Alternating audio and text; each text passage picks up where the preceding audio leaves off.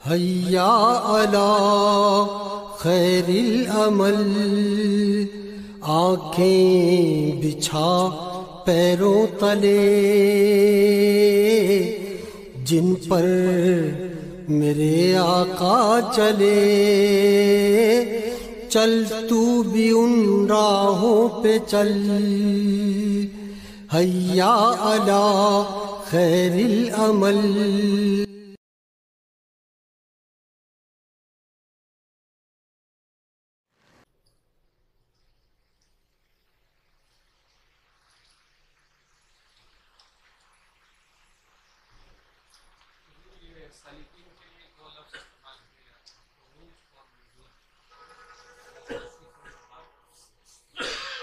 उरूज आना हकी है और नजूल आना अबदी है।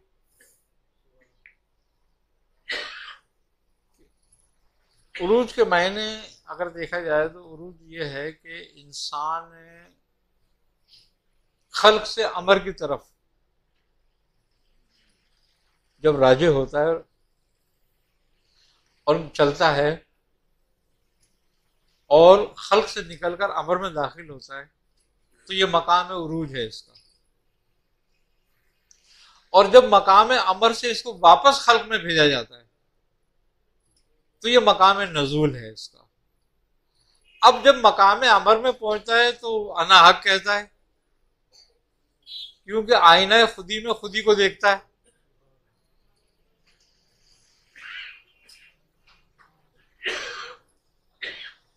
क्यों कि आईना खुदी में खुदा को नहीं देखा जा सकता। जब नबी करीम सल्लल्लाहु अलैहि वसल्लम मेराज पे थे तो आपने पूछा कि ए मेरे रब, जब लोग मुझसे सवाल करेंगे कि तुमने रब को देखा वो कैसा था, तो मैं क्या जवाब दूंगा? तो क्या फरमाया था रब ने कि नबी आप कह देना जिसने मुझे देखा उसने रब को देखा। वहां भी ये नहीं बताया कि कैसा था, लेकिन ये कहा कि जिसने मुझे देखा उसने रब को देखा। ये आईना खुदी है, क्योंकि आईना खुदी में खुदी को देखता है। तो ये मकाम उरूज की हद है। तो जो भी उस मकाम तक पहुंचा तो उसने अपने आप को ही देखा। किसी ने कहा अना कादिर, कि मैं ही कादिर हूं। किसी ने कहा मैं आजम शानी, मैं ही अजीम शान वाला हूं। किसी ने कहा अना हक। अब आईने खुदी का नशा किसी पे फौरन उतर गया और किसी पे कायम हो गया। जिसको नजूल हुआ उसका उतर गया, वो मकाम अबदियत में आ गया और मकाम महबूबियत में दाखिल हो गया। और जिसका नहीं उतरा वो उसी मकाम में फंस के रह गया और वो वही सजा लगाता रहा। अब अगर कोई फंस जाए तो पीरे कामिल उसको निकालता है। इसीलिए हजरत सैयदना शेख अब्दुल कादिर जिलानी रहमतुल्लाह अलैह ने फरमाया कि अगर मंसूर मेरे दौर में होते तो मैं उस मकाम से निकाल लेता हूं उनको।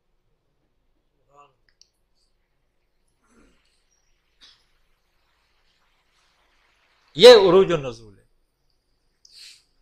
और बेसिकली विलायत जो है वो कैफियत का नाम है।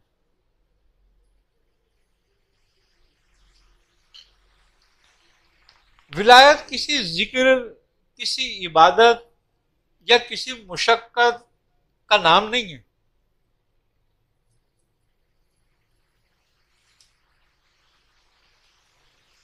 विलायत तो कल्ब और रूह को एक जगह इकट्ठा कर लेने का नाम है।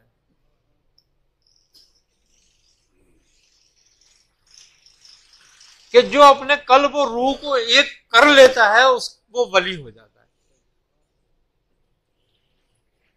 अब कल्ब और रूह के दरमियान जो चीज हाइल है वो है नफ्स। ये इसको एक नहीं होने देती। कहता है ना मरजिल बहरीन यल्तक़ियान, हमने दो दरिया या दो समंदर आपस में मिला दिए।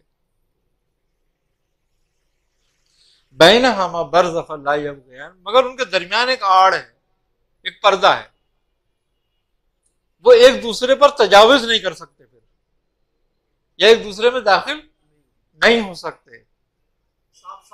साथ रहेंगे लेकिन एक दूसरे पर तजावुज नहीं करेंगे। अब वो आड़ जो है वो नफ्स है इस मरजिल बैरीन की।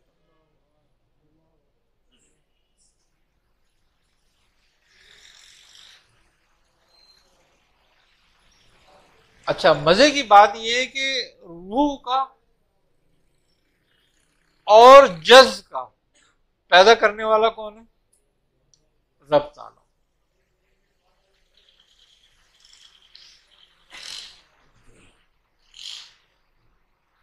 रब ने जिसको पैदा किया उसको मौत नहीं देगा।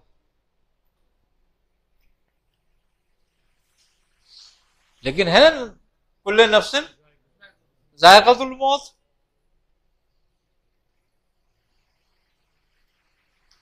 जज्ब ये नफ्स नहीं है, और रूह नफ्स नहीं है। तुम्हारा जज्ब भी खत्म नहीं होता, मरता नहीं है।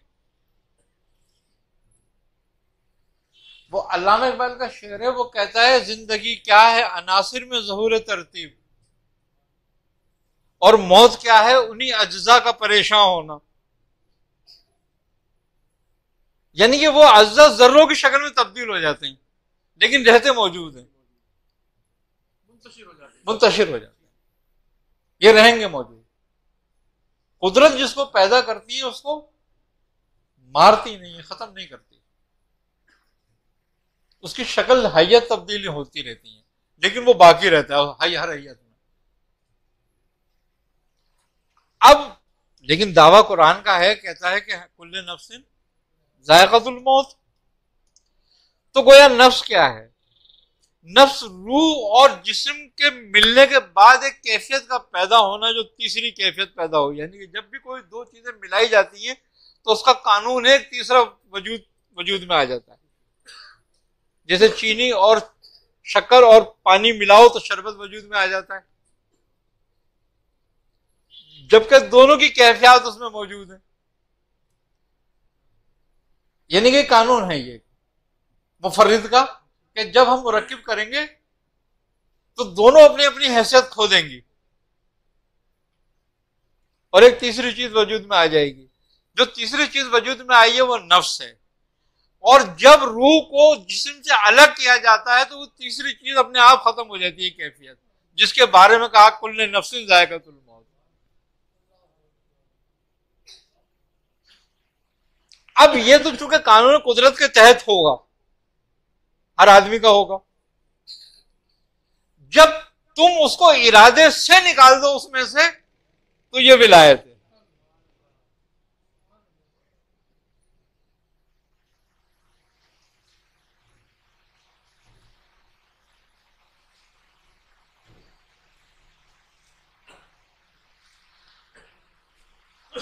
मंबा इसका कल्ब है तमाम कैफियत का। अलवी, सिफली, मलकूती, जबरूती, जितनी भी कैफियत का नजूल है वो कल्ब पर है। कल्ब दो चीजों का मुरक्किब है, अमर और खल्क का। इसीलिए कहा जाता है कि इंसान शजरे माकूस है।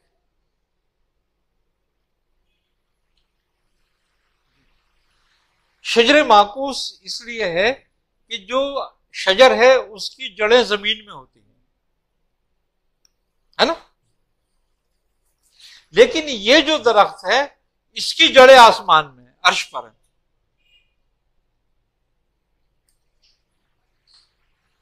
ये वहीं से नमू पाता है। आए ना समझ बात? इसलिए शजर माकूस है इंसान जो है। और कल्ब के मायने भी क्या है? पलटा हुआ। तो इसका एक हिस्सा खल्क के साथ है और एक हिस्सा अमर के साथ है। यानी कि एक हिस्सा नफ्स की तरफ राजे है और एक हिस्सा रूह की तरफ राजे है। इसका गाइडर जो है वो इरादा है, जो इसको गाइड करता है। ये तुम्हारे इरादे के तहत है। असल है तुम्हारा इरादा। तुम्हारा इरादा दो चीजों के दरमियान में है, खैर और शर के। इसको तुम जितना पाक करोगे उतना ही खैर की तरफ जाएगा, इसको जितना तुम मुकद्द करोगे ये खैर शर की तरफ जाएगा। अब जब ये शर की तरफ जाएगा तो कल तुम्हारा नफ्स की तरफ फिर जाएगा और तुम अपने नफ्सानी ख्वाहिश के और इसमें लग जाओगे। और जब ये खैर की तरफ जाएगा तो नफ्स तुम्हारा अमर की तरफ हो जाएगा, कल्ब तो रूह से मुस्तसिल हो जाएगा और तुम्हारे नफ्स में पाकीज़गी पैदा होनी शुरू हो जाएगी। तो वो तुम्हारे इरादे के तहत है। कुरान कहता है कि इंसान वही पाता है जिसकी वो सही करता है, जद्दोजहद करता है। आई ना समझ में? ये सही का जो जिक्र है ये तुम्हारा इरादा है कि वो किस तरफ है। कल्ब पे इरादे का इख्तियार है, इंसान का क्या इख्तियार? इरादे का इख्तियार है। जो इरादा करते हो कल्ब की कैफियत वैसे ही होती है। और इरादा बड़ी अजीब चीज है। क्यों? इरादा तो रब भी करता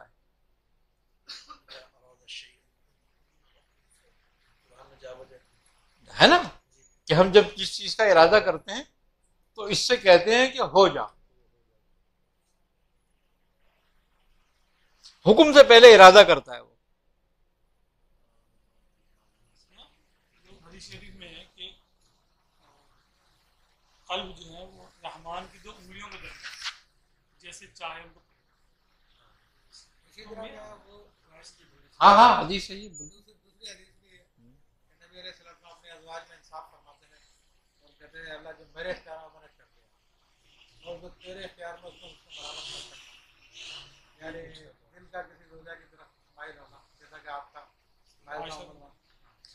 वही रहमान की दो उंगलियां, वही दो इख्तियार, हालत शर और हालत खैर है। इख्तियार में कल्ब तो ना हुआ। अब जब आप फरमा रहे हैं जो मेरा मामला है वो जहाँ तक मैं फेलन में कर सकता अमलन वो तो मैंने कर दिया। अब जहाँ दिल की बात है वो तेरे तुम भी किसी इरादे के तहत ही तो करोगे जो कुछ करोगे, चाहे वो खैर करो चाहे वो शर करो, लेकिन किसी इरादे के तहत करोगे। इसी इरादे को पाक करना प्यार में तो है। अब अगर इरादा कर लेते हो तो अल्लाह तबारक व तआला तुम्हें शर की तरफ तो नहीं पलटेगा। अगर इसको हम मान भी लें थोड़ी देर के लिए कि हमारे बे इरादे ही कुछ हो जाएगा, तो फिर हमारा क्या ताल्लुक सजा और जजा का? 50-50 है, इख्तियार 50-50 है। अल्लाह की मदद शामिल हाल हो जाएगी। शर का इरादा कर लेते हो तो तुम्हारे नफ्स की पनाह तुम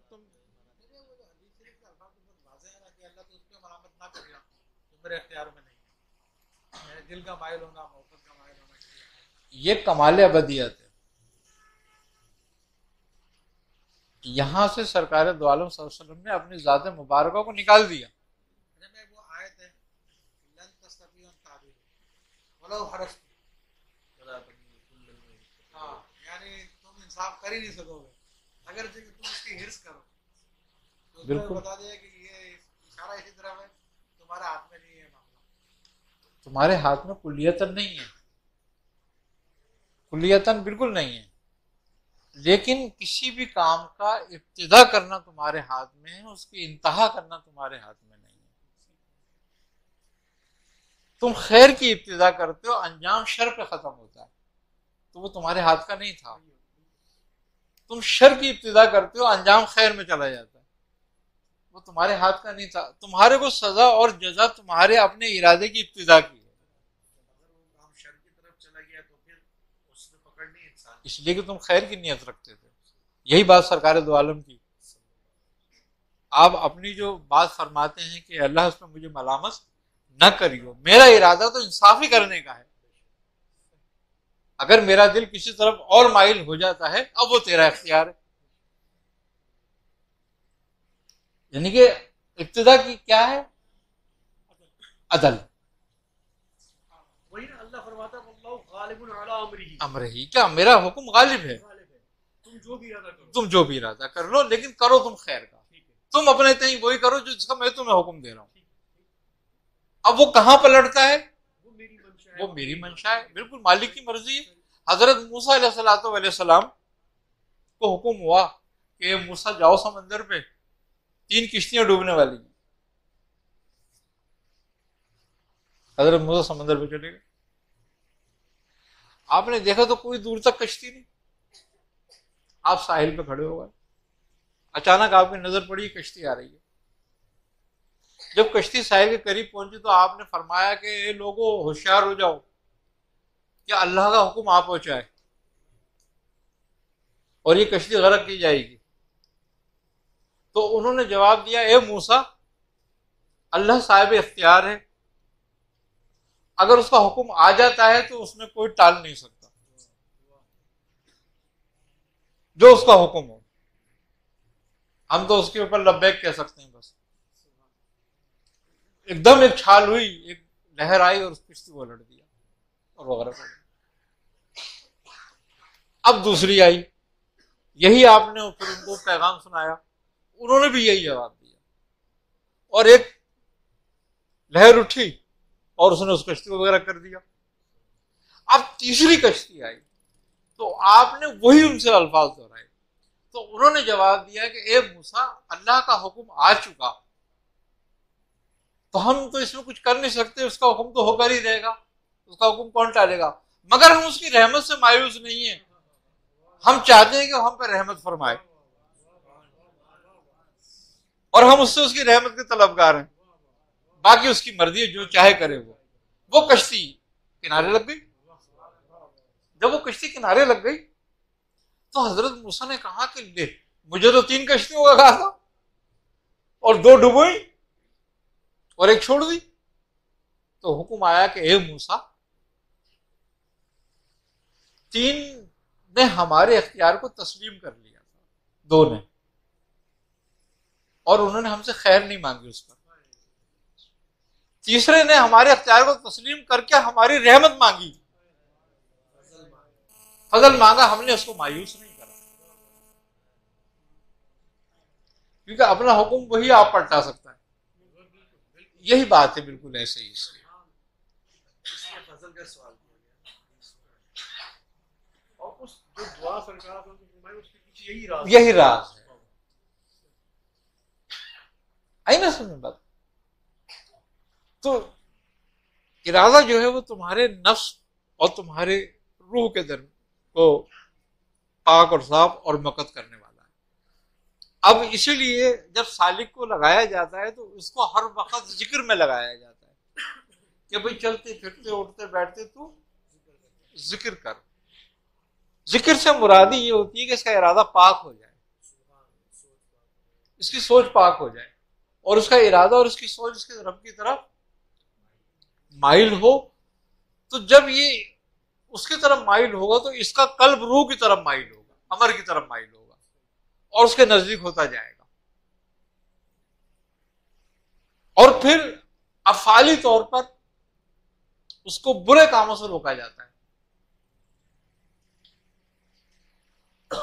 कि ये गुनाह नहीं करना, ये गुनाह नहीं करना, ये काम मत करना, वो काम मत करना, अपने आप को शरीर के ताबे करना, जाहिरन अपने अफाल को शरीर के ताबे कर देना और बातनन अपने इरादे को रब के जिक्र में लगा देना।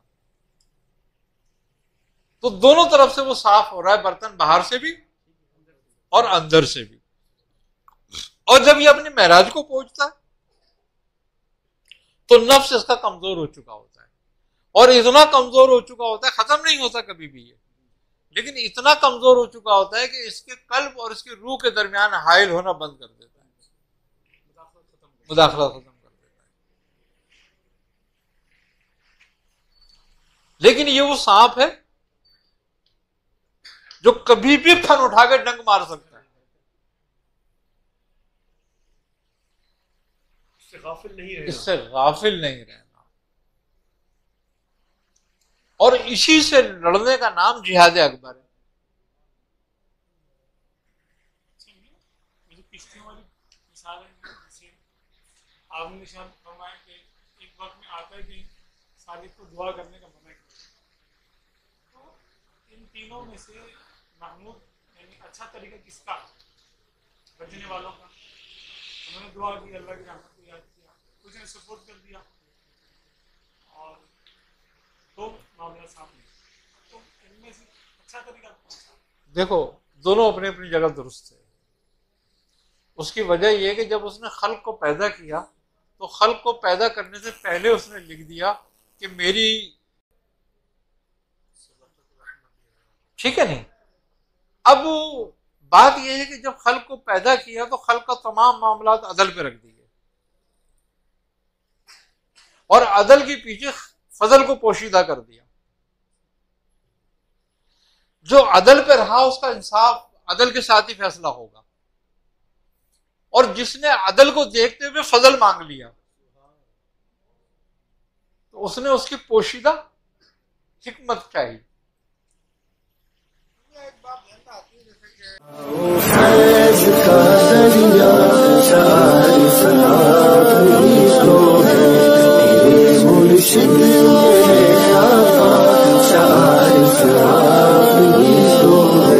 तुम्हारे दर पे जो आया खुदा को उसने पहचाना, तुम्हारे दर पे जो आया खुदा को उसने पहचाना, खुदा को उसने पहचाना। हिदायत का सही रास्ता शारिफ आप ही तो है, फैज़ का दरिया शारिफ आप ही तो है, मुर्शिद